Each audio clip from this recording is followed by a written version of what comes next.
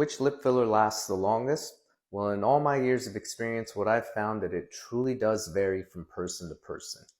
Factors that contribute to longevity of the results include things like your body's metabolism, your lifestyle, and the amount of filler given. The lips are a highly dynamic area. There's a lot of movement, and I've found that no matter the filler, the average duration is about 6 months. Now, I've had some people get as little as 2 months. I've had some people get as long as 2 years. The average is right around 6 months. But in most cases, the more you do it, the longer it can start to last. So I have a lot of patients now that have had several sessions of lip filler, and now their results last 2 to 2.5 years.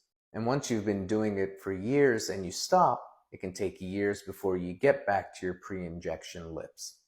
The most common fillers I use for the lips in my practice are Juvederm Ultra, Juvederm Ultra Plus, Restylane Kiss, and the RHA line. Follow for more lip filler tips.